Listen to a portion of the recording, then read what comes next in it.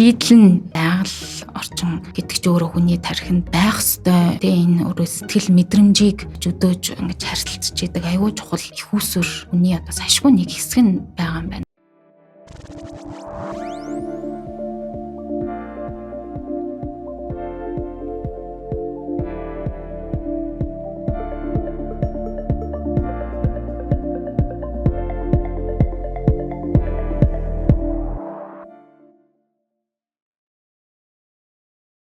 Подкаст авдж байгаа бүх үзэгчдээ энэ өдрийн мэндийг хүргэе. Яг одоо Сёгийн өдрийн тэмдэглэл подкастын маань цоо шинэхэн дугаар эхлээд бэлэн болсон байна. За ингээд өнөөдөр бидний зочны судал дээр хүндтэй зочин маань хүрэлцээрсэн байгаа. За тэр эмэгтэй болвол Говь Каравансерай компани гүйцэтгэх захирал Нинжин. За урилгыг маань хүлээж авч ирсэн баярлалаа. За баярлалаа. За Нинжин захирлын хувьд болохоор бидний подкастаа бүтээж байгаа Стивен Бартлеттийн гүйцэтгэх захирлын өдрийн тэмдэглэл бизнес амьдралын 33 хууль номын одоо доторх 32 хуулийг нь 32 өөр хүн орчуулсан тий. За Нинжин захирлын хувьд болохоор 14 дугаар хууль буюу саад дотор үн цэн бүтээж болно гэдэг хуулийг орчуулсан. За тэгэхээр уламжлал ёсоор бид бүхэн болон орчуулсан хуулийнхаа тухай ярилцсан. За тэгээ тэрнээс өмнө мэдээж зочныхоо талаар, хийдэг бизнесийн талаар, тэгээд арга барилын талаар гэд гоё таны өдрийн тэмдэглэлээр бид нар хамтдаа ажиллах болно. За та бидэнд өөрийгөө товчхон эхлээд танилцуулъя те. Та ямар мэргэжилтэй хүн бэ? За тэгээд ямар ажлын карьертай байж байгаад ер нь энэ аялал жуулчлал те ийм амралтын газар зочлох үйлчилгээний салбар руу яаж холбогдсон бэ гэдгийг ярьж өгөөч. За тийм ерөнхийдөө би чинь хотын хүн манай аав бас хотын хүн. Тийм тэгээ хотод төрж өссөн. Тэгээд багасаа хотод төрж өсөөд багасаа бас одоо жил энэ итгэх улсад амьдрах тий 3 жил амьдрах боломж аав ээжийн буйнд олдсон. За тэгээд тэнд одоо сургуульд ороод 3 жил сураад Монголдо эргэж ирээд тэгээд өсвөр насны дээрээ Герман явах боломж олдоод тэгээд аав ээжтэйгээ хамт гэрүүлээрээ Германд бас одоо сурч амьдарсан. Тийм тэгээд ерөнхийдөө тэндээ 10 жилээ дүүргээд их сургуулаа дүүргээд тэр нь бол нэлээд германчсан. Тийм тэгээд ажлын гараагаа болохоор Герман сургуулаа төгсөөд эх орондоо төрийн байгууллагт эхэлсэн байдаг. Тэгээд ерөнхийдөө Герман хүний удирдлагатаар ер нь бол хүмүүс сайн мэддэг антропологийн профессор судлаач Янцен гэж хүн байсан. Тэгээд тэр хүн маань миний анхны ажлын одоо шууд удирдлагаар тэр хүний удирдлагатаар хөгжлийн судалгааны төв гэдэг Монгол Улсын их сургуульд ажилд орж илаа. Тэгээд судалгааны ажил, эрдэм шинжилгээний ажилд одоо эх орныхоо хөгжил төв нэмэр оруулна гэд ингээд ажиллаж агаад ер нь бол хувийн бизнесийн салбар руу орсон байдаг. Тэгээ одоо бараг 14 жил гарan энэ хувийн салбарт дотроо айлж үйлчлийн салбарт ажиллаж байгаа юм хүн байна. За Нинжин захирлын хувьд болохоор Говь Каравансерай гэдэг энэ газар болвол би багийнхнаасаа ингэ зургийг харуулаач гэж хүсэх гэсэн. Яагаад тэгэхээр харсан даруйдаа бол хүмүүс баг мэдэх бах. Би бол ихэнх хүмүүсийн очиж үзхийг хүсдэг газруудын жагсаалтад байгаа болов гэж юу нь бол хувьдаа бодоод байна. Нэг хэсэг бол маш олон хүмүүс очиод ингээд гоё стори хийгээд маш их анхаарал татчихсан. Тэгээ би хувьдаа өөрөө очиж үзхийг мөрөөддөг. Яагаад тэгэхээр тэр нөгөө одоо харахаар тийм аслагдсан говь нутагт эргэн тойрон баг хэдэн километр ч юм дээ ингээд эдгүү төлж юм уу те ингэж харагдаж байгаа. Тэгэхээр тэнд бол тийм хэмжээний архитектурын шийдэлтэй тийм бүтээн байгуулалт болсон байгаа бол миний анхаарлыг маш их татж байгаа. За таны хувьд болохоор анханасаа одоо багтан байсан хүний хувьд те энэ төсөл хэрэгжих болсон анхны тэр сэтэл яаж гарсан болоо гэдэг тэр түүхээс хуваалцвал те айгуу тийм уртудаа алсыг харсан л төсөл байсан гэж харагдаад байгаа юм тий. Тий. Ер нь манай Говь Каравансерай төсөл бол анх 17 оноос одоо төлөвлөлтийн бүтээн байгуулалтын тэр төлөвлөлтийн ажил бол эхэлсэн байдаг. Бүр ингээд түүхийг нь судлаад ухаад үзье гэх юм бол ер нь л Дундгой аймгийн Үлзий цум цагаан сувраг гэдээ байгалийн тогтцсон. Гол одоо манай түшиц газар байгаа. Байгалийн тийм сайхан тогтоц газар байдаг.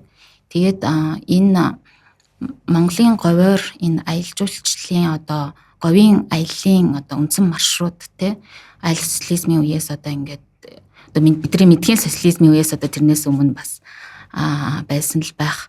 Тэгээ ер нь энэ нөгөө үндсэн маршрут нь өөрөө Улаанбаатар хотоос гараад тэгээд Дундгой аймгийн яг одоо баг газрын чулуу тэгээд цагаан сувраг тэгээд цаашаа өмнө говь руу явдаг юм одоо жим байдаг. Тэгээд энэ жимийг одоо жуулчны баазууд ажиллаж ирсэн. Тэгээ маань цагаан сувраг дээр болохоор 2 жуулчны бааз ажиллаж ирсэн түүхтэй байдаг. Тэгээд энэ 2 жуулчны баазын говь сувраг гэдэг жуулчны бааз дээр бид нар ер нь бол яг энэ зочлогчлогынхээ багаар ороод тэгээд энэ дээр одоо ямар орон зай бүтээвэл энэ байгалийн сайхан хөгжлийг хүнд илүү тааламжтай, илүү одоо гүн рүү мэдрүүлэх боломжтой вэ гэдэг дээр одоо анхны одоо зангилаа асуултыг шийдэх гэж энэ зураг төсөл анх гарч исэн. Тэгээд маш их ажил болсон. Зөвхөн зураг төсөл дээр энэ бол цэвэр нөгөө дотоодын яг энэ говийн одоо амар амгалан Монголын говийг одоо гадна дотны энэ жуулчдад яаж хамгийн гоёор хүрэх үү гэдэг дээр яг энэ говийн хүмүүсийн одоо ухаанаа уралдуулж сэтгэлгээ энэ одоо 80,000 жил тэнд ингээд говьд хүмүүс амьдарч ирээд тэгээд тэндээс одоо үүссэн уур ухаан амьдралын ертөнцийг үзүүцэл гэх юм уу их олон юм ингээд шингээж төлөвсөн. Тэгээд энэ төлөвлөгөө дараа нь бүтээн байгуулалт одоо яг бодит биеттэй болох хүртлээр 2 жил тэгээд зарцуулаад ингээ анх бид нар 19 оны 7 сард анхны одоо 39 өрөөгөө үлгийдэн авчихсан. Энэ хитэр одоо изгааргүй тэр сайхан хээр удам талыг өрөөнөөсөө ч гэсэн толдох амраж явахтаа хүртэл толдох тийм боломжийг нь бас бид нар илүү одоо өргөн хүрээгээр ингээд нээж өгье гэдэг утгаараа энэ архитекторын шийдэл нь гарсан байдаг. Тэгээд манай ресторан маань ч гэсэн тэгээд өрөөнүүд маань ч гэсэн бүгдээрээ том цэлгэр цонхтой гийн гол учир нь одоо тэр өрөөндөө байхдаа тэр өрөөний гой сайхныг гэхээсээ илүү тэр байгалийн цаад агуу одоо олон янзын байдлыг нь ажиглах. Тэг яг нэг ингээ хээр тал гэхээр хүн хээр тал хоосон хээр тал л нүдэнд ингээд олон юм харагдахгүй зэж хархан байхгүй хээр тал гэхээр нэг хоосон юм мэдээж хүнд төсөөлөгдөнө. Гэхдээ би бол ингээ өөрөө хотод төрж өссөн хүний хувьд яг тийшээ ингээд тэр энэ бүтээн байгуулалт одоо энэ өрөөнүүдтэй ингээд очиод дотор нь ингээ амархаар энэ хоосон бол үнэхээр олон одоо тэр тэнгэр гэхэд л өдөрт хэдэн өнгөөр солигдно. Тэр өнгө олгоны арын тэр хүнд өгж байгаа мэдрэмж. За тэгээд тэр хязгааргүй тэр орон зай чинь хүнийг ингээд олон бодол, олон юм дараастаа байдаг юм шиг тийм юмнуудаас нь ингээд шууд ингээд ангижрахт нь айгу том нөлөө үзүүлээд байгаа юм шиг надад санагдтiin. Тэгээд нэг агаар нь хүртэл цаанаа өөрч юм шиг. Тэгээд тэр нам гүн байна гэдэг чинь бас их сонин хүнд их сонин мэдрэмж төрдөг. Тэгээд бид нар ингээд өөрсдөө мэдэхгүй энэ хотын юм одоо юм хектик тийм завгүй амьдрал тэр минь энэ минь ажил минь тэг хүүхэд минь нөхөр минь гэдэг ингээд айгу завгүй энэ ер нь амьдралтаа бид нар яг дотоод руугаа ингээд өнгөх орон зай одоо тэр мэдрэмжээ алдсан, гээцэн ч юм уу, мартцсан ч юм уу ингээд бэдгийн байна гэдгийг нь би өөрөө яг энэ сайхан хамт олонныхоо одоо нэг хэсэг нь болж энэ төслийн анханаас нь ингээд харж тэгээд гар бие оролцсныхоо хувьд ингээд энийг мэдэрсэн тийм онцлогтой. Подкастын ивент итгэгч M Corporate. AM Corporate уламжлалт банкны үйлчилгээнээс гадна яг танай байгууллагын санхүүгийн хэрэгцээнд тохирсон технологийн шийдлийг санал болгодог. Танд хэрэгцээ байгаа бол тэдэнд тохирох шийдэл нь байж л байгаа.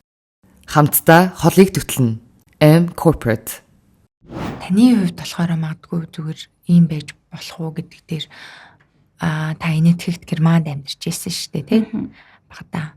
Гэхдээ зүгээр ингэдгийм болов гэсэн зүгээр надад бодлоо тийм. Гэхдээ та хариулвал зүгээр нөө гадаадад амьдарч үзэх тусмаа хүмүүс Монгол руугаа илүү тэмүүлдэг юм шиг тий. Илүү нөгөө Монголынхон байгалийн холбоогоо ч юм уу илүү нэг ингээд өгүүлээд байдаг юм шиг. Ямар ч гэсэн тий нэг тиймэрхүү үзэгдлүүд бас байдаг юм шиг санагдаад байдаг. Одоо гадаадаа монголчуудтай уулзах ч юм ингээд их нутгаа тэр санаж байгаа ч юм уу тэр байдал бол маш хүчтэй мэдрэгдээд байдаг шүү дээ тий. Тэгэхээр тэр зүйл бас тань нөлөөснө. Одоо жишээ нь бол ер нь говь тийм бүтээн байгуулалтын тэнд ихэнх үед бас ихэнх үедээ бол та бараг л тэндээ амьдрал ажиллаж исэн үед байгаа ах тий. Тэгэхээр зүгээр яг тэр нэг юм байгалийн та ингээд айгу тодтогч яриад л штэ тэр гоёгоо үзэсгэлэн тэр дотоод нэг юм мөн чанар гэд тэр зүйлийг мэдэрмээр байна, бусдад хүргэмээр байна гэдэг тэр сэтэл яаж төрхвөл. Тий энэ өнцөг болвол мэдээч хэрэг байдаг. Гэхдээ миний хувьд бол би бав ахта энэтхэгт очсон нь надад их тийм одоо өөрийнхөө энэ амьдралын хүсэл зорилгыг олоход одоо маш жоохон байсан хэдий ч ингээд надад бас их том юм нөлөө үзүүлсэн болов гэж би одоо боддیں۔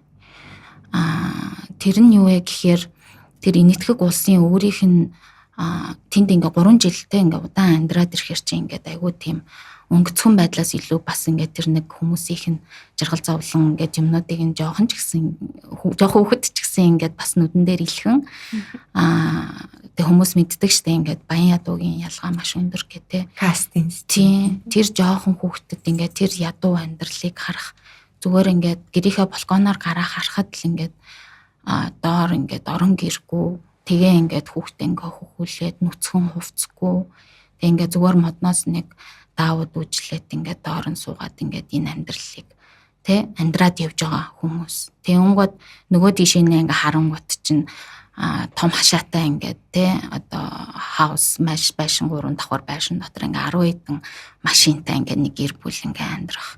Тэг ингээ жоохон хүүхдийн хувьд Монголд байхгүй тийм үзэгдлийг ингээ харах өөрөө ингээ бас ягаад ийм одоо юм байдığım бэ хүмүүсийн амьдрал ягаад ийм өөр байна.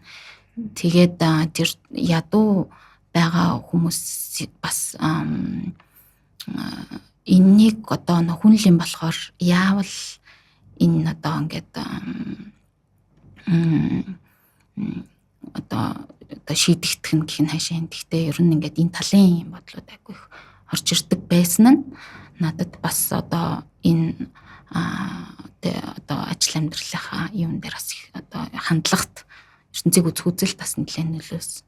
Тэгээ эсрэгээрээ Германд очиход ч ингээд герман хүмүүсийн одоо бас ертөнцийг үзэх үзэл өдөр тутмынхаа амьдралыг авч явах байдал тэгээ тэр их том дайн хийсэн одоо нөгөө дэлхийн 2 дугаар дайныг үүдгэгч одоо бас бүжигнуулагч гэд ингээд нэг тийм бас тэр арт түмний сэтгэлгээнд нь байдаг энэ одоо хүчин зүйлүүд ер нь бол одоо яг аз жаргалтай амьдарч гин үү гэвэл одоо зүгээр миний хувьд бол одоо миний сурч исэн ангийн хүүхдүүд ч юм уу те эсвэл одоо тэдний аав ээж гээд ингээд харахаар бас нэг тийм одоо сэтгэл дүүрэн тэгээд ингээд айгуу аз жаргалтай амьдрахаас илүү айгуу завгүй тэгээд одоо энэ юм байх хэвээр тийм байх хэвээр гэд бүх юмыг нилээн тэгж хайрцагладаг нилээн зарчимч тэгээд тэр нь мэдээч хэрэг сайн талтай бас нөгөө тал нь бас те сүдэртэй тал нь бас ингээд ажиглагддаг.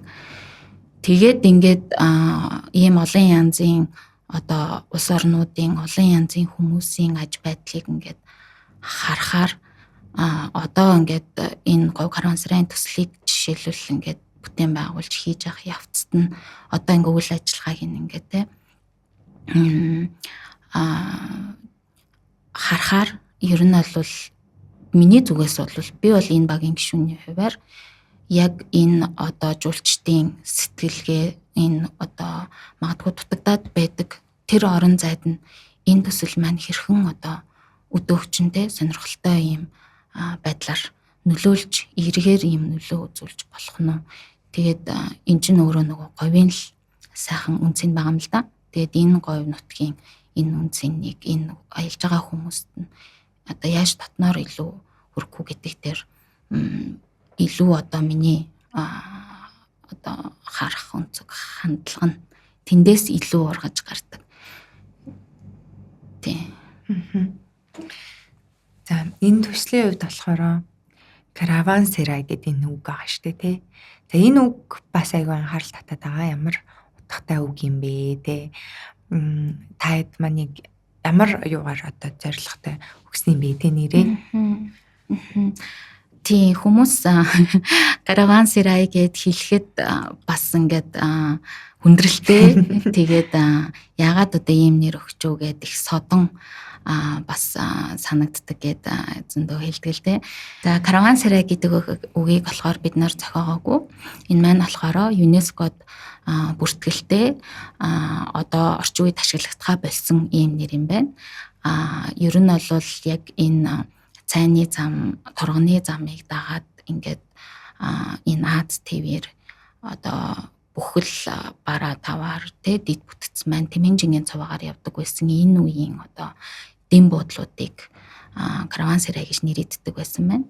Тэгээд энэ дэм буудлуудын гол ач холбогдол нь юу гэхээр энд бол бидний одоо зөвхөн хоноглох гэдэг төсөөллөөс илүү энэ дээр одоо соёлын солилцоо, хүмүүсийн хоорондын одоо харилцаа холбоо тэгээ ингээ оройн сайхан юм ярьж суух, хоорондоо холын газрын хүмүүс сонин сайхнаа ярилцах, танилцах.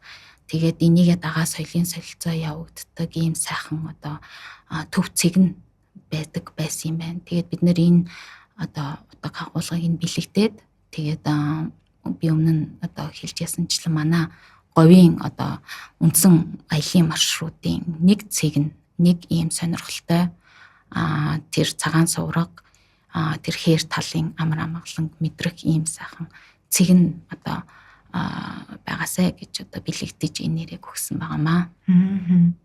Маш сонирхолтой. Подкастын зохион байгуулагч Монголын хамгийн том аудио номын сантай платформ M-Book. Одоо ингээд говийн тухай ярихаар за ер нь бол би бас л очиж үзээгүй л байгаа даа л та. Тэгтээ ингэж бодож байна. За монголчууд өөрсдөө очиод бол мэдээж бас өтер үзэсгэлэнгийн бишрээд ингээд игдэг. Байгалийн дээр тогтож те цагаан суврагдаг бол үнэхээр биширдэг. Түүнээс гадна зүгээр гадаа жуулчиж бас танаа дээр маш их ирж байгаа шүү дээ. Тэ ер нь сонирхоод ирж байгаа, Монголын говийг сонирхоод ирж байгаа, Монголыг сонирхоод ирж байгаа. Тэр тэнгэртэх оддыг харах гад ирж байгаа ч юм уу тий. Магадгүй ер нь бол нөгөө Монгол руу ирж байгаа жуулчдын ихэнх нь болвол таны нөгөө хэлтгэр тэр амар амгалан мэдрэх нь айгүй том чухал зорилгоудынхаа нэг байдаг гэж бас олон жуулчин хэлсэн л байдгийн байлээ. Тэгэхээр жуулчид ирээд эхний хоног дээрээ ч юм уу одоо ямар сэтгэл хэлдэг вэ гэвэл тэгээ нэг юм сэтгэлээ илэрхийлдэг бах тий одоо юу гэдэг ийм төсөөлөлтөй ирсэн чи ийм байна гэдэг ч юм уу тий. Тэрэн дээр одоо тэр гадаад хүмүүс Монголын говийг яаж мэдэрч ийн гэдэг бас сонирхолтой санагдаж байна жуулчдын хувьд. Энэ Монголын говьор дайлангуяа манай дээр ирээд бууж байгаа ингээд ерөнхий сэтгэлдлүүдийг харахаар нэлээд тийм ерөнхийдөө дандаа ийм mindful талын сэтгэлдлүүд айгу их одоо ирдэг. Тэгээд ирхийг ч бас бид нар бас одоо зорддог. Тэгээд бид нар бүх үйл ажиллагаанда ерөөсөө тэр ложийн тогтчлолтоос ахуулаад үйлчилгээ за тэнд одоо ямар төрлийн үйлчилгээ байх уу гэдэг дээр хүртэл бид нар чинь яг энэ мэдрэмжийг л яаж өгөх үү, энэ сэтгэлдлийг л яаж төрүүлэх үү гэдэг дээр чиглэж тэгээд дахиад дээрэс нь энэ чинь бид нар онгон дагшин байгаль дээр үйл ажиллагаа явуулж байгаа учраас байгалийн төрөл бүрийн одоо хүндрэлүүд гарна. За салхи шуурга бол наазах нь хорхоо шавжны асуудал байна. Тэгэл одоо хит халах нар ингээ хит түүнүүд тухайлдуулах ч юм уу ингээд их олон янзын одоо юм асуудлууд байна. Тэгээ энийг өөрөө эн чинь байгаль юм байдаг. Тэгээд байгалийн энэ одоо юмн дотор бид нар яаж одоо нөгөө бухимдахгүйгээр тий ингээд нөгөө одоо өөрийнхөө тухайг алдуулахгүйгээр ингэж байх уу. Одоо бид нар бол бүгдийг шийдгэж хичээн. Гэхдээ энэ бол байгалыг бид нар давж одоо шийдэх юм бол хэцүү.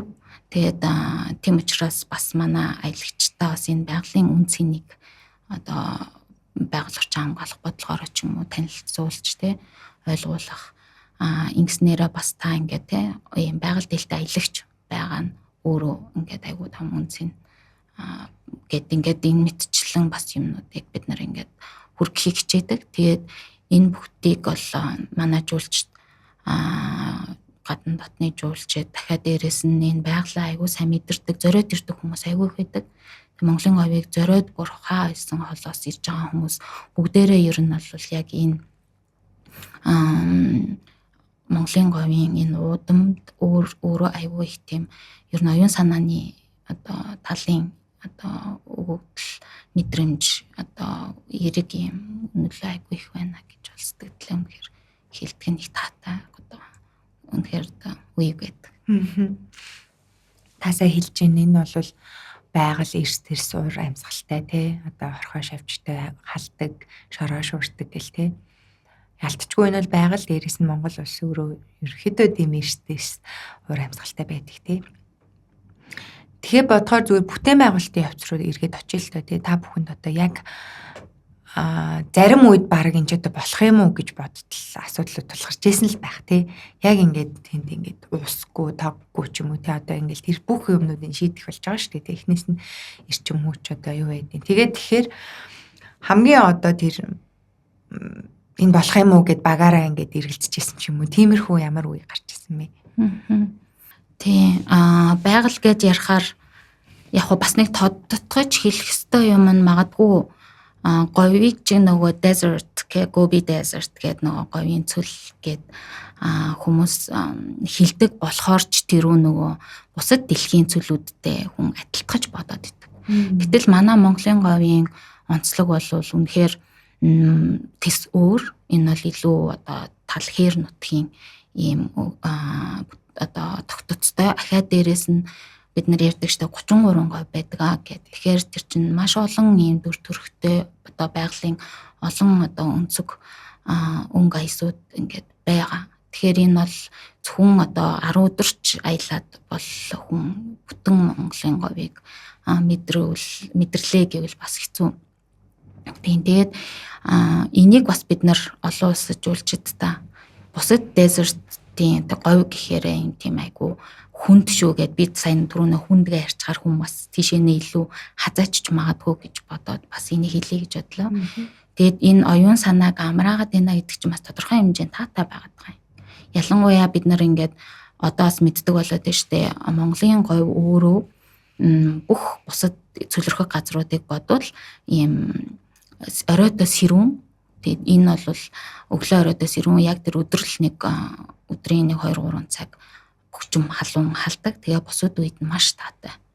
Тэгээд тийм одоо огцом хуурай ингээ хүний хамаг одоо тэ хязгаарыг шалгаад байх хэмжээний тийм амар хүнд хэцүү аялал бол огтосоо биш. Энэ бол маш одоо олон өнцгтэй ийм бусад цөлүүдийг бодвол тийм таатай аяллаа одоо destination буюу зорион очих газар байдаг. За тэгээд асуулт руугаа эргээд ороход ямар хүндрэл бэрхшээл гарч ирсэн бэ гэд тэ. Бүтээн байгуулалтын явц тийм. Ерөнхийдөө за одоо тооцох юм бол барагдшгүй. Тэгээд яг энэ манай бүтээн байгуулалтын багийн одоо тий захирал илүү гоё ярьж өгөх бах. Бүтээн байгуулалт талаас бол миний зүгээс энэ дээр онцолж хэлхийг хүсдэг нь юу гэхээр энэ байгальтай холбоотой ер нь хүндрэл бэрхшээл байна уу, асуудал байна уу? Энэ бол альва одоо үйл ажиллагаа явуулж байгаа хувь хүнээс одоо байгууллага тий цаашлаад бүр том групп компани юу гэдэг бүх шатандаа яг энэ байгалийнхаа хүчин зүйлийг бид нар айгуу сайн тооцож одоо төлөвлөгөөнд олон үйл ажиллагаанд маш сайн тооцож явуулах шаардлагатай байдаг. Тэгээд нөгөө миний зүгээр ажигласнаар энэ орчин үеийн одоо бизнесийн ертөнц бол яг одоо газар дэлхий байгаль орчин гэдэг тэгэхээр ерөнхийдөө нэг тийм нэмэлт байдлаар авч үздэг ийм сэдв байгаа. Гэтэл нөгөө талдаа энэ одоо дэлхийн компаниуд чинь өөрсдөө байгаль орчныхоо энэ хүчин зүйлийг аль ч төрлийн үйл ажиллагаа хийдэг байсан. Энийг одоо ESG гэж бид нар хэлдэг шүү дээ. Environment, society, governance гэдэг. Энэ чиглэлийн бүр үйл ажиллагаа руугаа илүү ач холбогдлогч илүү үн цэнийг ийшээ шингээж зөвхөн ашигын төлөө гэхээсээ илүү бас энэ үр ашигыг нэлээд бодолцдог болоод байгаа энэ цаг үед манай Монголын одоо энэ сайхан байгаль, энэ сайхан үнэт зүйлийг бид нар бас үйл ажиллагаандаа нэвтрүүлж ээж эргээгээд хэрэглэгч нь одоо тэр говьор аялж байгаа тэр аялагч энэ байгаль чинь бас ийм үн цэнтэй юм байна. Бид нар чинь одоо байгалийн одоо байгаль ертөнцийнхөө те одоо аясаар нь одоо эндийг харьж хамгаалж амьдрах ёстой юм байна гэдэг бас нэг мэдлэг мэдээллийг олж аваасай. Энийг бас энэ чиглэл рүү нь одоо бизнесийг харж хөгжүүлэх нь айгүй чухал гэдгийг нь би одоо яг энэ говь каравансаар айлгаж гэдэг энэ айлын одоо тэртэлгийн багт ажиллаж байгаагаараас олж харж энийг бас үйл ажиллагаанд хэрхэн нэвтрүүлэх үү гэдэг тэр нэлээд ач холбогдолтой ажилтдаг. Подкастын ивент итгэгч Кафе Верняно. Таны хувьд ер нь бол илүүтэй нөгөө маркетинг тий борлуулалт одоо юу гэдэг олон таниулах ажлууд тэр илүү төвлөрчээсэн гэдэг та нэг ярьцлага дээрээ дурдсан байсан. Тэгэхээр яг анх одоо энэ бүтээн байгуулалт яваад дуусаад тэ мэдээж маш гоё бүтээн байгуулалт ингээд зогслоод босчихлоо. Тэгээ тэрийг зөв таниулах те урт хугацаанд нөгөө үн цэнийг нь хадгалах хүмүүс тэр өгөх гээд байгаа философоо ингээд харуулах ч юм уу те холоос ингээд татах гэдэг бол айгүй том ойлголт. Тэгэхээр таны хувьд зүгээр бид нар бол амралтын газар гэдгийг арай өөр ингээд төсөөлөд байдаг хүмүүс ахгүй юу. Одоо яг тэр байгалыг мэдрэх гэхээсээ илүүтэй те монголчууд бол амралтын газар гэдгийг янз бүрээр ойлгодог байх л гэж би бодож байна. Ямар нэгэн тийм бас шин соёл бид нар дотооддоо ингээд сууж эхэлж байгаа те амралтын газарт амрах гэдэг соёл бол тэгэхээр тэр тухайн үед нээлттэй хийсний дараа хүмүүст таниулах явцад ер нь танд ямар шалгуурууд гарч ив те тэг ямар хэв маягаар ингээд хүмүүст энэ үн цэнийг нь таниулав гэдэг дээр тий манай амралтын газар ирснээр бидхэд ямар үн цэнийг өгөх гээд байна вэ гэхээр бид нар ер нь бол яг тэр байгалийнхаа хээр талынхаа гой сайхныг мэдрүүлэх талаас нь одоо бодлого боддог гэх юм уу? Тэ бодлого боддог. Энэ нь юу гэлээд байна вэ гэхээр цагаан сувраг одоо тэр үл олдохын хээр тал байгаа цагт бид бол байж л байна гэсэн үг.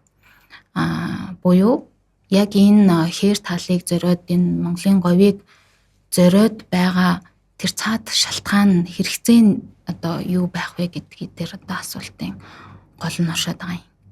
Тэгэхээр энэ өөрөө Монголын говь бол өөрөө одоо хэрвээ бид нар мөн чанар гэж үзэх юм бол одоо Монголын говь гэсэн нэг ийм destination байна те. Энэ өөрөө ийм нэг ийм цуллаг мөн чанар гэж үзэх юм бол энийг одоо хүн болгон өөрийнхөө одоо туршлага, өөрийн өнцөг, өөрийн олж мэдсэн танин мэдснээс л тэр одоо зориоч газрыг харж байгаа.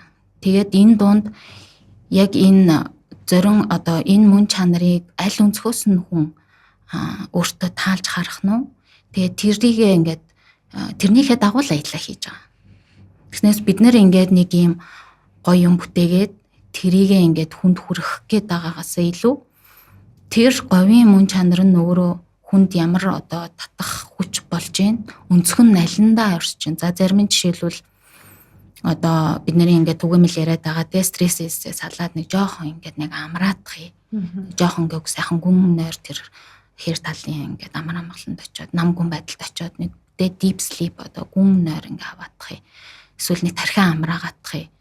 Эсвэл одоо бодлоо нэг цэгцлээд хийж гэдэг юм уу бидний түгээмэл мэддэг ийм шалтгаан. Энээс өөр олон шалтгаан байж л.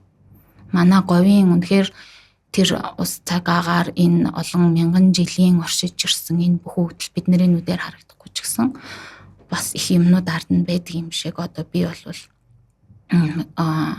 одоо тэ ойлгож ингээ хараад байгаа. Тэгээд энэ бүх одоо юмны ард бид нар бол зүгээр тэр сайхныг л дамжуулагч тэр хүнийг нэг сайхан унтахт нь тэ дэвсгэр тэр орчин нь ингээд өнгийн юм авчираад наачаагүй яг ингээм монотон нэг тайван байлгая. Тэгээд хүний тэр гол анхаарал тэр хэр тал руугаа л гол нь яв гэсэн тийм байдлаар л бид нар ингээд одоо маш минимал байдлаар бүх зүйлдээ ингээд ханддаг. Энэ дөр хүний байглаас давж хүн гоё юм хийн бүтээн гэж юм бол бид нарын бол философор бол байхгүй. Тийм болохоор бид нар аль болох хэмж, аль болох хөнгөн, аль болох минимал, аль болох монотон одоо үл үзэгдэх баймаар байгаа юм.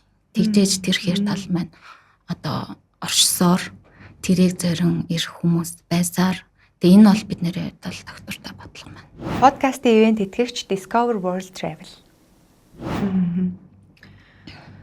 Одоо энэ 100 говьд байгаа энэ бүтээн байгуулалт байж байгаа.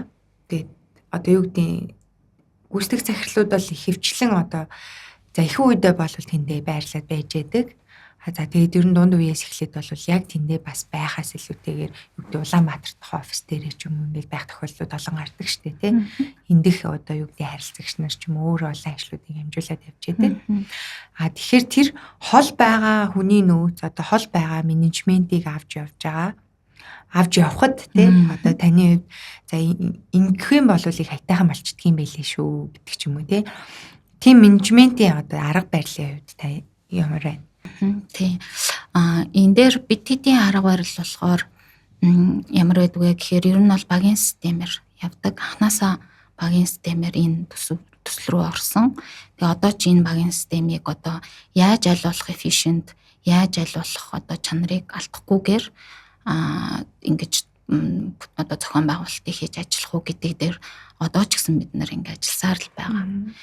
За энэ дотроо одоо манайх бол төв офис маань Улаанбаатар хотод байрладаг.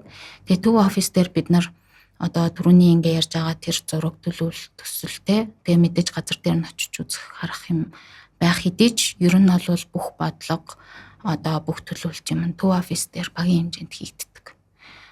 Тэгээд мөн үйл ажиллагааг ч гэсэн за үйл ажиллагааг бид нар за ийм бодлогын хүрээнд энэ зорилтын хүрээнд энэ жилийн хувьд бид нар ийм ажлуудыг хийжтэй.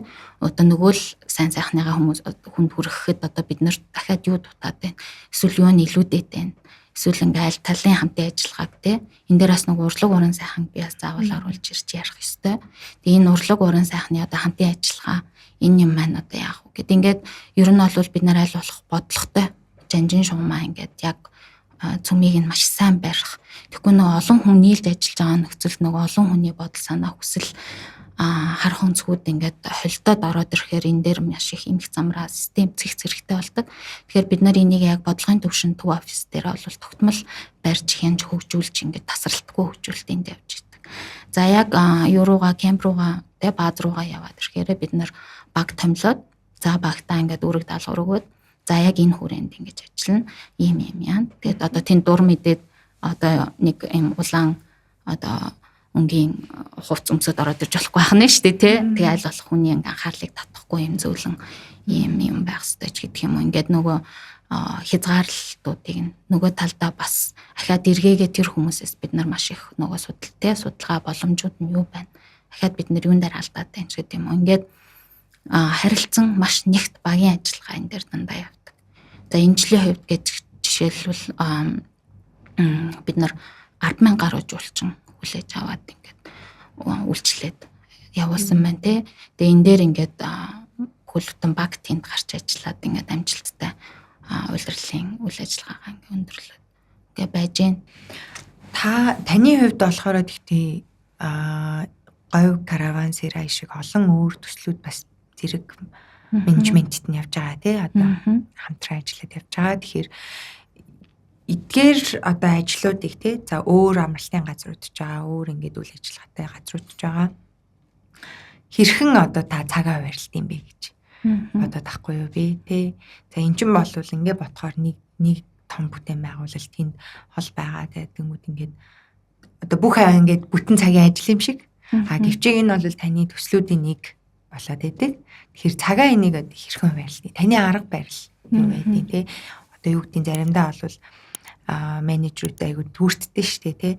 Тэгэхээр таны арга барилын хувьд яаж нэг гоё бидэрт нэг юм гоё тип өгвөл түрт штэ. Тэр үедээ өөртөө юу сануулд юм бэ? Тий, ер нь бол айгүй олон жил маш их одоо хувийн тий одоо яг өөрийн одоо ажлын одоо арга барилын хувьд маш их up and down маш их тийм адил явдлыг даваад туулсан. Тэгээд одоо ингээ эргээ бодоход энэ бүхний ар дээр энэ бүхэн бас яг байх тохиолдох ёстой юм л яг тохиолдоод ингээ яваад байсан маань би одоо энэ бүхний ар дээр өнөөдөр илүү байгаль орчин гэдгийг илүү ойлгож байна. Илүү үнцийг үнэлж сурж байна. Хуучин бол зүгээр лозунгийн байралтай ингээ те ингээл дөнгөж ингээд германаас ирчээл за манай Монгол бол одоо давуу тал нь байгаль байна. Хоёр дахь чухал юм соёл байна гэл ингээ ярьдаг гэсэн бол чин зүрхнийхээ одоо угаас те яг энэ байгаль орчноо энэ яг миний те үнэхээр одоо багдгүй тэр багада тэр нөгөө энэ нэтгийн ядуу хүмүүсийг харж байхдаа эсвэл тэнд байгаа нэг зарчимд баригдсан герман те бүр ингээ таг яг гэдэг байгаа одоо нөхдүүдийн шийдэл нь магадгүй энэ байгаль орчин гэдэг чи өөрөө хүний тархинд байх ёстой тэ энэ өөрөө сэтгэл мэдрэмжийг ингэж өдөөж ингэж харилцаж идэг аюул чухал ийм одоо нөгөө одоо их усүр тэ хүний одоо сашгүй нэг хэсэг нь байгаа юм байна гэдгийг одоо л би ингээд бүр яг утгаар нь тэ жинкнээсээ ойлгож энийгээ одоо улам яаж хөгжүүлэх үү гэд тэ одоо л бүр ингээд гүрийж ажиллах биш ингээд аз жаргалтайгаар ажиллаж байгаа. Гэтэ одоо зарим хүмүүс магадгүй ингээд яг тэр уналтынхаа үед өөртөө сануулдаг зүйл байдаг штэ тий. За магадгүй зарим хүмүүс ихэлсэн шалтгаанаа өөртөө сануулдаг тий. Зарим хүн бол хүрмээр байгаа үр дүнгээ сануулдаг ч юм уу тий. Зарим хүн бол аль хэдийн зарцуулсан цаг хугацаагаа өөртөө сануулад үргэлжлүүлэе гэж боддог ч юм уу тий. Иймэрхүү тохиолдлууд байдаг байх. Таны хувьд яг тийм одоо яг таны хэлдгээр бүх бизнес эрхлэгчдэд одоо юу гэдэг бүхэл хүмүүс одоо нөгөө сэтгэл хөдлөлийн хувьд ингээ те ингээ янз бүр болноо те бөө юм болноо те тэр үед яг ингээ таны тогтмол өөртөө одоо сануулдаг болсон ч юм уу те сануулад буцаагаад ингээд эргэн ирэлт хийсэн тийм зүйл юу вэ? Өхөн болгоны хувьд ер нь бол арга барил нь өөр байдаг байх. За миний хувьд болохоор айхтар тийм хүч одоо яг нэг бодоол санаал ингээд идэг юм бол ер нь бол байгаагүй. Тэгээ би бол хийх ёстой гэл багасаа ингээд нэг юм тэх ёстой ингэх ёстой гэд ингээл ерөөсө гүйцэтгэл дээр ингээл хийх ёстой тэх ёстой нэг бодоод ах юм байхгүй. Энэ чам таалагдж гинүү таалагдахгүй юу? Нэг тийм бодоод ах шаардлагагүй хийх ёстой гэ ингээд даг ингээд явцдаг. Тэгээ ингээд энэ нь өөрөө ингээд муу зуршил болоод тэгээ ингээд нэг мэдсэн чинь яг би юунд туртай вэ? Тэгээ юунд сэтгэл хөдлөж ийн вэ? Энийгээ ингээд өөрийгөө тодорхой хэмжээнд ингээд Гейтс дээр дунд. Тэрийгээ Гейтснийгээ олж мэдэхгүй бас ингээд яваад тэ. Ингээд явж агаад туйлдаа хүрээд ирэхээр хүн чинь одоо эндээс ер нь бол надаас өөр нэг намайг эндээс гаргах тэ. Тэр их одоо ололт амжилт. Тэгээд энэ их сайхан эргэн тойрны сайхан хүмүүс энэ бүх л надад бол туслахгүй энэ дэр би өрөөл юм байна гэдгийг бол ухаарсан. Тэгээ эндээс өөрөө ингээд яаж мацаж гарах вэ гэдэг дээр ингээд ирэл хайгуул хийгээл ингээд те миний асуудал яг юунд байгаа вэ гэд ер нь бол хүн чинь ингээд буруутан л намайг хүмүүс ойлгохгүй байна. Би ингээд хичээгээд хахад ингээд идэг штэ те. Тэгээд тэсэн чинь ингээд өөрөө л өөрийгөө аврах болсон чинь. За окей тэгвэл өөрийгөө хэрхэн аврах вэ гэдэг дээр ингээ өөрийгөө чангиж хэлж байгаа. Тэгээд яг юунд надад те эерэг мэдрэмж төрж гин гэд ингээд аль эерэг юмнасаа барьж авах нь. Тэгээд тэр нь заавал тийм том юм байх албагүй. Өнөөдөр ингээд кофе уухад надад таалагдчих гин угаас ахуулаад одоо хүмалгал кофе гэдээ хад кофе уухад нэрээ яг таалагдчих гин үү. Тэ эсвэл яг яавал надад ер нь таатай санагдчих ингээ өөрийгөө илүү жоохон чагнах юм аяллыг эхлүүлсэн. Тэгээд тэгсэн чинь ингээд байгальд гарах надад айгу таалагдсан байна. Тийм би ч нөө өөр ажлын нэг хэсэг болохоор ингээл байгалыг бол үнцэнтэй гэдэл кодлцсон болохоос биш яг байгалийн үнц нь яг ханаагаад байгаа ингээд мэдэрч ерөөс сэтгэл зүрхээр ингэж мэдрэх нь бага байсан юм шиг. Тэгээ ингээд яг мэдрээд ингээд эхлэхээр бусад нөгөө олон буруутгалууд нөгөө олон гомдлууд энэ юмнуудынхаа би ингээд одоо дийл хийж задлж те ухаж төнхөх юм хүч орж эхэлж авах тодорхой хэмжээний. Тэгээ ингээд нөгөө одоо ингээл гомдсон барьсан ингээл те тээж явдаг ингээ янз бүрийн олон төрлийн нөхцөл байдал эсвэл хүмүүстэй ингээд энэ юмнуудаа ингээ нэг бүрчлэн яг аль хэсэг нь одоо те одоо яаж ин тэнгууд энэ чинь нөгөө мэдрэмжийн ард хүний мэдрэмжийн ард нөгөө юу сэтгэл ингээд хөдлөөд байдаг байсныг би дараадсан байна. Тэгээ тэр сэтгэлийгээ ингээд ахаа дотор нь ингээд гүн рүү ингээд ухаад үзэх юм бол тэрний цааны хүсэл байгаа гэдэг тийм. Тэгээ нөх хүслийн хорвоо гэлтэй нөө буддизмын ингээд юмнууд чинь нэлээд байдаг. Тэгээ энэ нөх хүслийн хорвоо бид нар нөө 9 цагаан хүсэл гэж монголчуудын тийм бас ярьдаг энэ юмнууд бас агуулгууд байна. Тэгээ энэ бүх юмныг ингээд судлаад ахаар миний хүсэл нь яг хаана байж үү тэгээд тэрэн дээр ямар сэтгэл төрснийг нь би ингээд блокло хаагаа зайхан өөрийгөө ингээд хүчлээд гүрийгээд яваад байж үү гэдэг дээр ингээд задлаад байх тусам тэр нөгөө зангилаа юм тайлагдаад ерөнхийдөө нөгөө эн чинь ингээд миний тэр хүсэл нь ингээд билэгдэг учраас надад ингээд таагүй сэтгэл төрөөд тэр таагүй сэтгэлээр төвшин тэр мэдрэмжийг би ингээд игнордохыг хүсээд ингээд тэрнтэйг амьдраад байхыг хүсэх учраас гял саацсан. Сайн гэж ухаж тунгалахгүй ингээ хаагаад яваадсан юм байна гэдэг. Ийм одоо байдлаар ер нь бол өөртөө ажиллаж эхэлсэн. Өөртөө ажиллаад эхэлсэн чинь маш одоо удаан хугацаанд ч гэсэн ер нь бол айгуу сайхан юмнууд ингээд эрэг те одоо нөгөө засвар ертөнц засран гэдгийг бол ингээд үнэхээр яг өөр дээрээ мэдрээ явж байгаа одоо ч дуусаагүй л байгаа тийм. Тэгээд энэ дотроос бас өөрийгөө олж авсан энэ бүх юмыг ингээд байх ёстой л тэгэд надад одоо биений л туулах ёстой л одоо хүндрэл даваа нухчаанууд байсан байна. Энийний ар дээр өнөөдрийн би ингээд аюу аз жаргалтай ажиллаа хийгээд ингээд аз жаргалтай төслөө танилцуулаад ингээд сууж байгаа байна. Подкастын ивент итгэгч 20 жилийн турш таны гэр бүлийн ихтгэлтэй сонголт, шин сонголт тавилгын ихтэлгүүр. Маш гоё хариулт байна.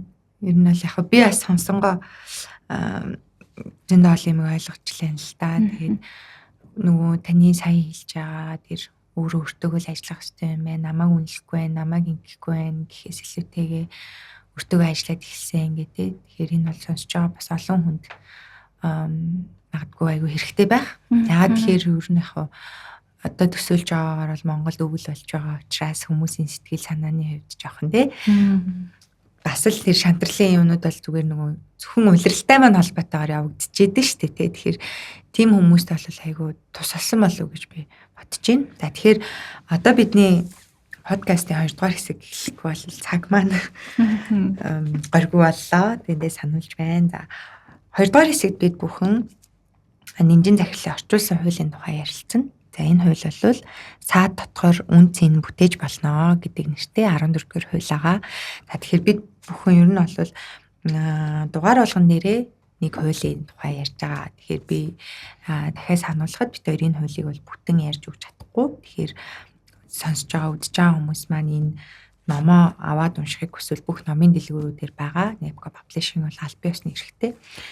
Стивен Бартлеттийг бол таних хүмүүс нь таньж байгаа. Энэ хүн бол дэлхийн баг номер 1 подкастын хөтлөгчөө. Тэгээ энэ өөрөө маш том бизнес эрхлэгч юм мундаг залуу байгаа. Маш том маркетингийн компанитай. Тэгээд энэ номыг бол 700 цаг захирлуудтай ярилцаж ноу хавын мэдлэг туршлагын хуваалцсны үндсэн дээр бичсэн юм гайхалтай ном байгаа. За мөн аудио хэлбэрээр M-book-ээс сонсох боломжтой Moenbook захим хувилбар нь байгаа гэдгийг тулгая. Яагаад тэгэхээр номын дэлгүүрүүдээр бас дуусаад байгаа юм лээ.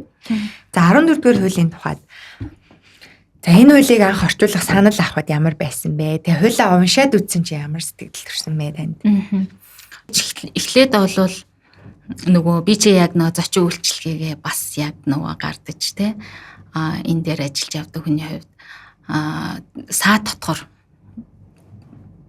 байж ич тийм ээ энэ одоо маш одоо юу гэм борлуулалтыг авчирч гэдэг юм уу ингээд нэг хүндрүүл гэдэг бидний намаад бодож ойлгож явдаг нөх харах өнцгөөс яг эсрэгээр нь ингээд тий гаргаад ирж байгаа байхгүй. Тэгэхээр хуулийн яг тий ямар утгаар нь хэлж байгаа юм болоо гэд ингээд аваад уншаад тэгээд нэрээ бидний хараагүй өнцгийг одоо туршлагаараа тий манай Монголын бизнесийн салбар чи ямар илээ тэгээд яг ийм талаас нь энийг ингэж харах бол харж байгаагүй. Тэгээд энийг ингээд уншаад энэ чинь нэрээ айгуу чухал онцг юм байна. Тэгээд нөө стратеги бол ингээ өөрчлөгдөд идэг гэдэг шиг яг энэ хууль чинь бол одоо бүх цаг үед ингээд байж явах тий хэрэгжих хууль нь гэдгийг ингээ анзаараад мэдчихэж байгаа байхгүй.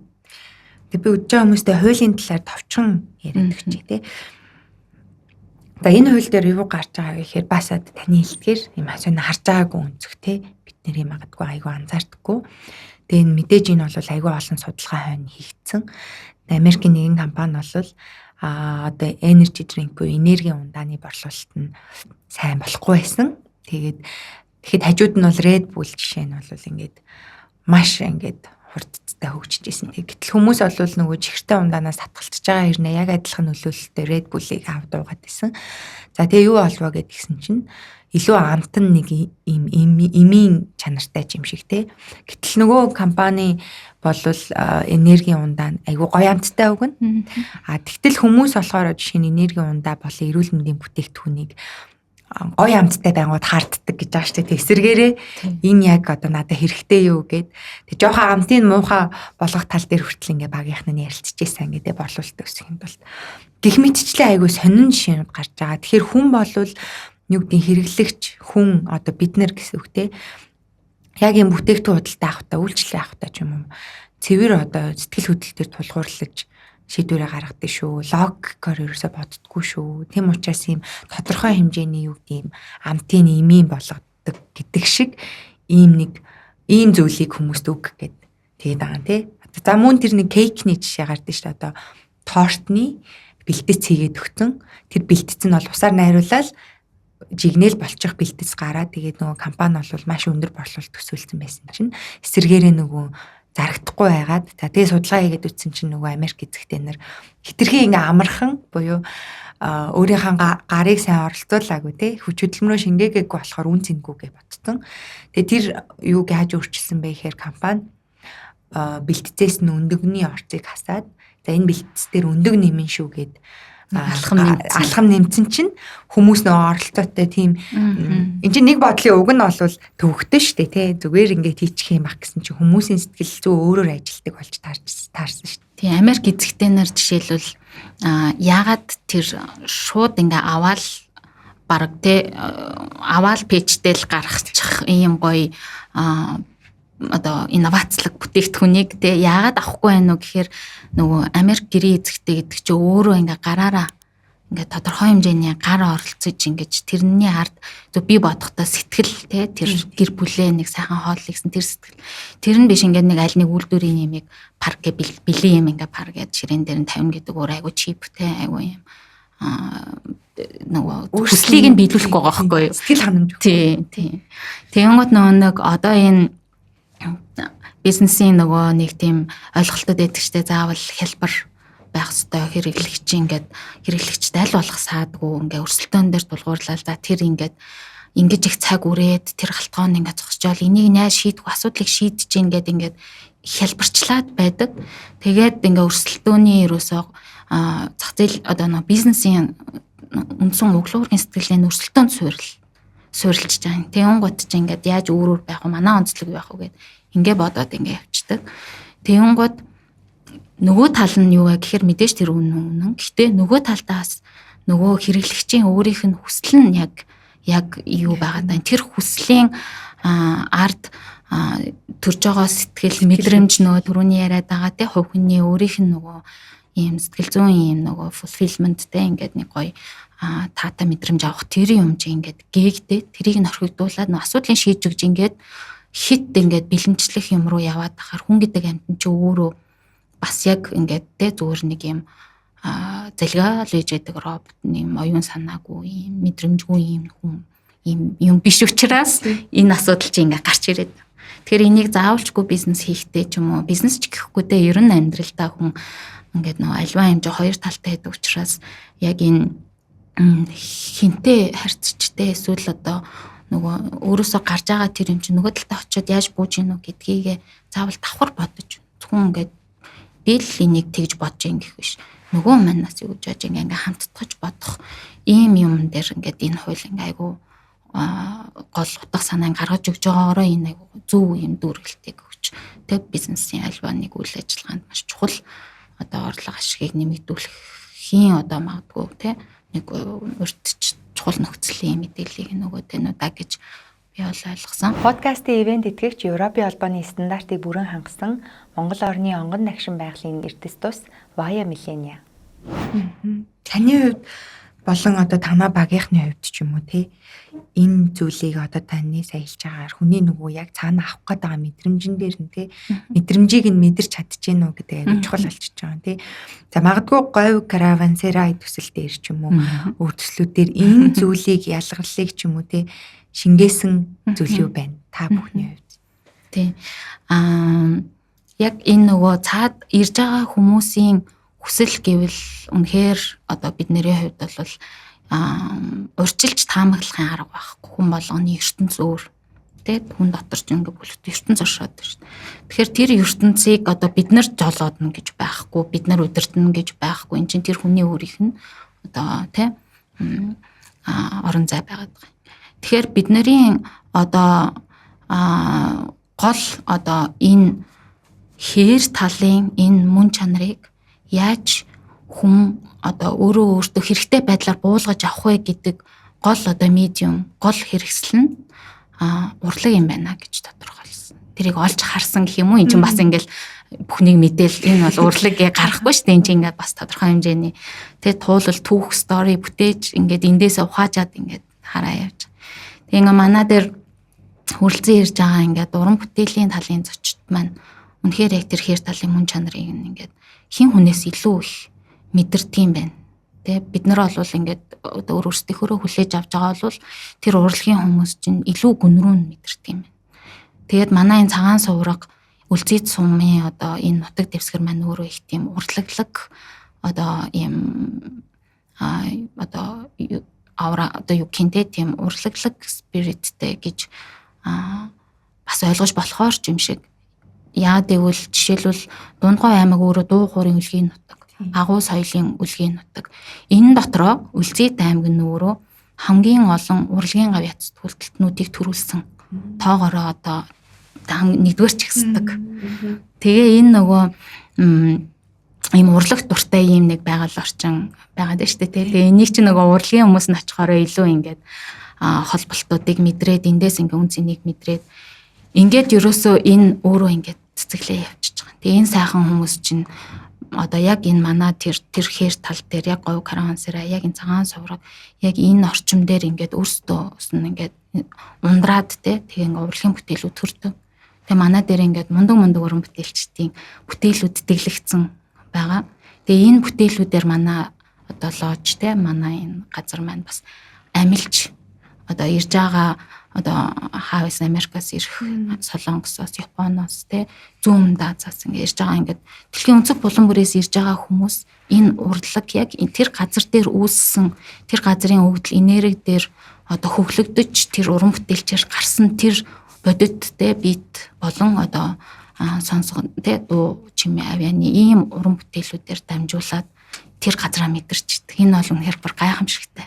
Тэгээ би бас яг энэ төслийн яг энэ одоо бүх үзэгдлийн нэг хэсэг нь ингээ эндээс ингээд бас айгүй их одоо ухаарлал ингээд маш их цоошин ертөнцүүдийн олж нээж аваад үнэхээр их одоо үнэхээр талархмаар тэгээ энэ сайхан уран бүтээлч тий. За жишээлбэл манай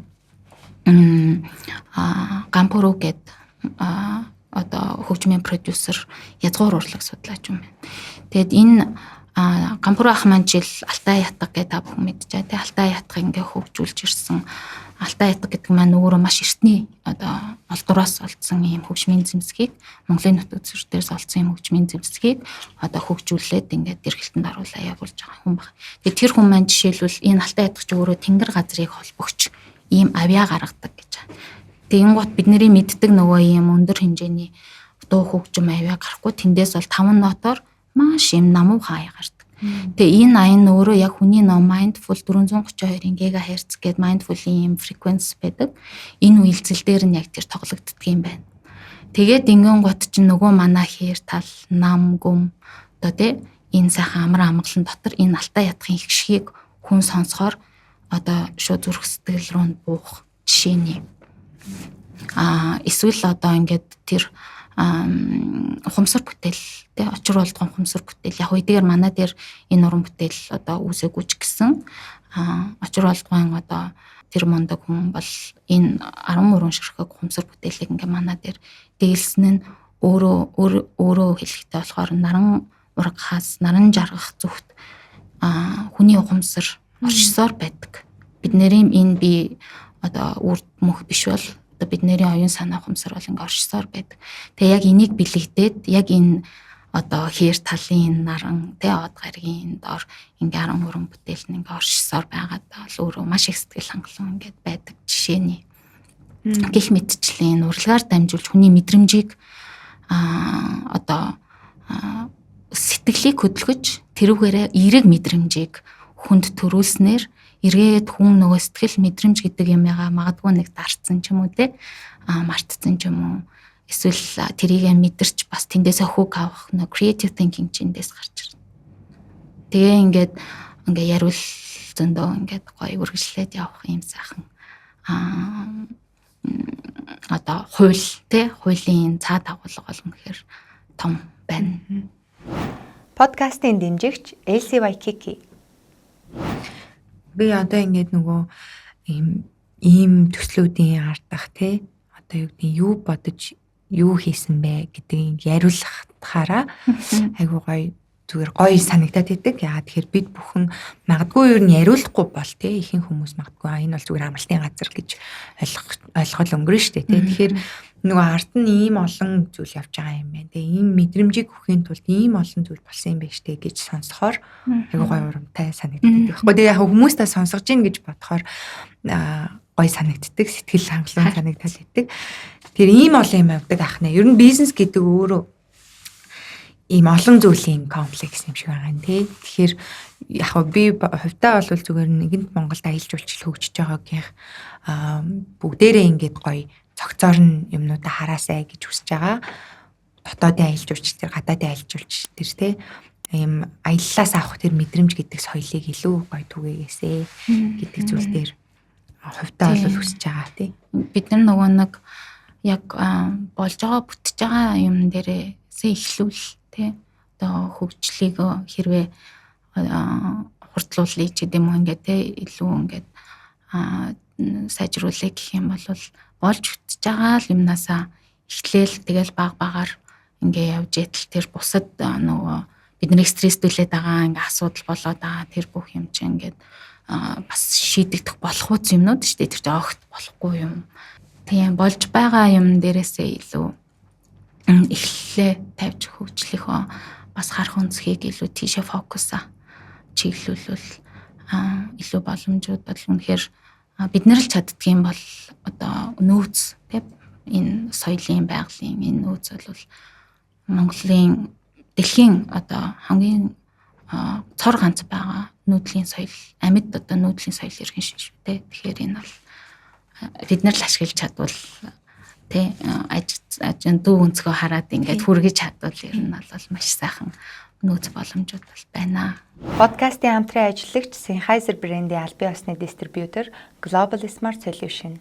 Global Smart Solution нь Sennheiser брендийн мэрэгжлийн болон энгийн хэрэглээнд зориулсан аудио тоног төхөөрөмжийг Монголд албан ёсоор нийлүүлдэг.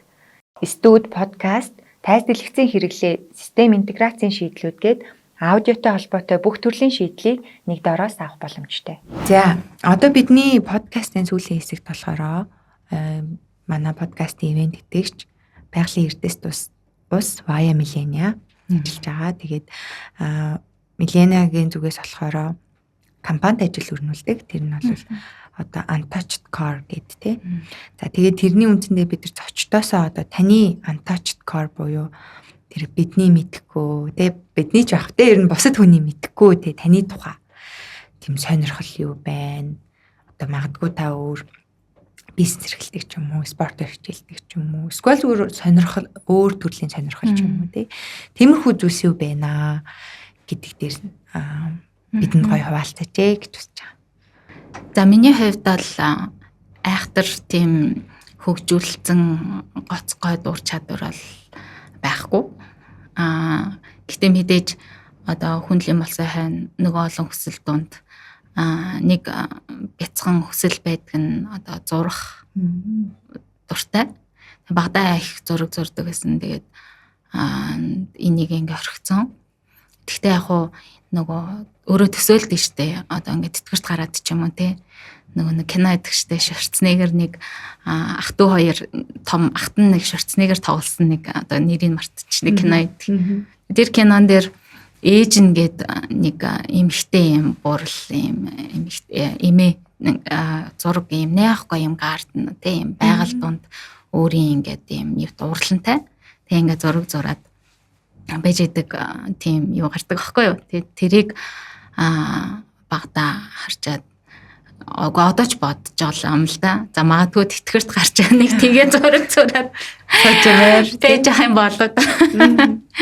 Тийм л байна. Маш гоё. Тэгээсээ тийм байж гоё штэ. Эмэгтэй хүмүүс бас тиймэрхүү мөрөдлөд байдаг те, нэг юм гарден таалж аваад тэндээ нэг дуртай юмаа хийгээд гээд би таныг тэгэж чадах байхаа гэж. Яг нэг гарден чи яг нэг гол санаа нь байгаль дээр те. Тэр нэг байгаль дуртай байсан юм бүр багтнал бэсэл юм шиг байгаа. Тэрийг өөрөө нөө мэддэг бол байсан болохоос ч тийм нөө байгаль донд л яг ингээд нэг тийм уран зураг юм уу те, нэг тийм зураг зурах тиймэрхүү төрлийн юм одоо тэтгэртэй гарч байгаа л одоо хийндэ гэж бодлоо. За бидэнд бас нэг юм жижигхэн өөрхөн дэвтэр байгаа. Энэ дэвтэр дээр яадаг вэ гэхээр таны өмнөх зочин танд асуулт үлдээдэг. За мөн та дараагийнхаа зочинд асуулт үлдээнэ. Энэ асуулт бол хүн тэр дугаар дараагийнхаа дугаар дээр задардаг. За тэгэхээр таны өмнөх зочин төгрөгийн буян компани үүсгэн байгуулагч Олз Жаргал захирал танаас ингэж асуусан байна. Өрсөлдөгчөөсөө илүү их алдах хэрэгтэй гэдэг санал нийлж байна уу? Нийлэхгүй ч юм уу? Эсвэл одоо яагаад заавал алдаа гарах магадлалаа ихсгэх шаардлагатай гэж вэ? Санал нийлж байна уу гэдэг чинь. За энэ асуултын тухайд би бас нэг тайлбар хийж байна. Болохоор Олз Жаргал зочны маань орчуулсан хуультай холбоотой асуулт байгаа. Тэгэхээр энэ нөгөө хууль дээр нь болохоор илүү их нөгөө алдаа гарах магадлалаа нэмжээж одоо хурдан амжилтанд хүрдэгэ. Компани бол дунд төвшөнд хүрээд ирэхээр тодорхой хэмжээний амжилтанд хүрчлээ гэж өөртөө бодохороо эрсдэл гарахаа болоод шинэ зүйл туршихаа болоод удааширчдаг тухай гардаг тий энэ хууль дээр. Тэгэхээр таны хувьд энэ дээр юу гэж бодож байна? Та өрсөлдөгчнөр бол зөндөө байгаа шүү дээ тий. Сүүлийн жилүүд ч гэсэн таны одоо хийж байгаа төслүүд дээр өрсөлдөгчнөр их болсон байгаа байх. Тэгэхээр тэр алдаа гаргах тал дээр за нэгдүгээр өрсөлдөгчийн тухайд бол бид нар бол одоо өрсөлдөөний сэтгэлгээгээр хандаж одоо ажилдаггүй. Учир нь юу вэ гэвэл би бас түрүүний ингээд одоо яриан дээрээ ингээд бас гаргахыг хичээгээд байгаа нь энэ тэр өрсөлдөгчөө фокуслаж тэрнээс илүү давж гарна гэдэг манай төрлийн бол ажил биш. Энэ чинь өөрөө бид нар одоо жишээлбэл заажуулчны баазууд гэхэд бүгдээрээ нэг өөр байгалийн өгдөл тогтцсон нэг өөр газар үйл ажиллагаа явуулж байна. Тэгэхээр тэрний тэр өгдлүүд нь бас өөр байгаа. Тэгээд тэрэн дээрээ ингээд хүн чинь тэрийг давъя гэж амьдрахаас илүү өөрийгөө яаж те бусдад хүргэх л гэж одоо хардаг хорвоод чинь заавал одоо бидний одоо манай жишээлбэл салбарын хувьд заавал ингээд тэрийн одоо баазаас илүү дутуу гарна гэсэн ийм ойлголт бол огт байхгүй. Энд чинь бид нар өөрөө энэ shared value шүү дээ те. Тэгээд газрынхаа онцлогтэр өөрсдөө хөгжүүлтэйгээл явж байгаа. Ийм одоо баялаг нөөц дээр байгаа учраас одоо өрсөлдөөний зарчим бол нэг их айхтар хүлжлэхгүй. Зүгээр зарчмын хувьд нөгөө өрсөлдөгчөөсөө илүү алдах гэдэг нь илүү нөгөө алдаа гэдэг үгэн дээрээ фокуслаад тэгээ нөгөө алдах хэрэгтэй гэдэг чинь нэг арай задгаа сэтгэхтэй яг болж байгаа юм ингээ болж байгаагаар нь байлгана гэдэг өөрөө нэг тодорхой хөгжлийн үе шатан дээр зогсноо л гэсэн үг шүү дээ. Гэтэл амьдрал өөрөө тийм биш.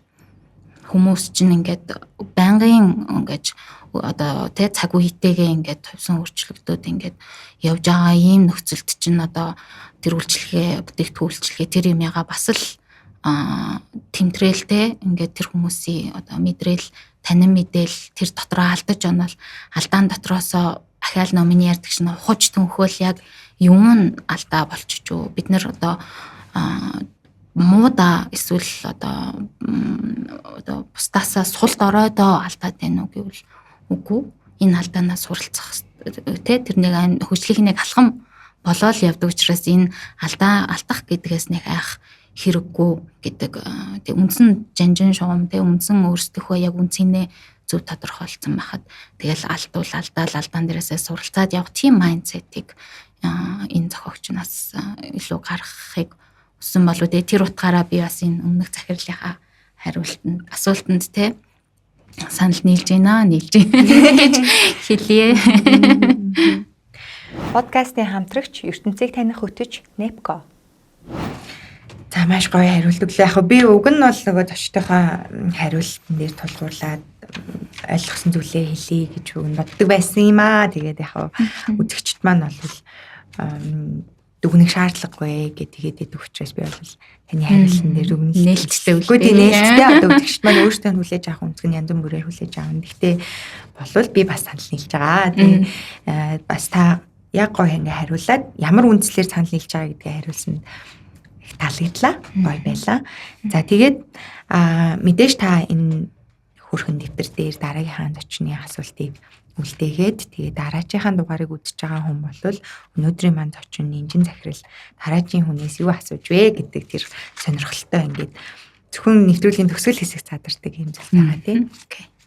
За тэгээд өнөөдөр бидний урилгыг хүлээж авч ирсэнд тэгээд маш гоё түүхүүдэд хуваалцсанд тий нэг нүгөө илэн талангуу гоё чөлөөтэй ярилцсанд тэгээд бизнесийнхаа ард байгаа тэр философиг тий үн цэнийг маш гоё ингэж ухаж ойлгуулсанд утга учирыг нь ойлгуулсанд маш их баярлалаа. Багийнхныхаа өмнөөс үдчихэж байгаа хүмүүст баярлалаа гэдгээ хэлье.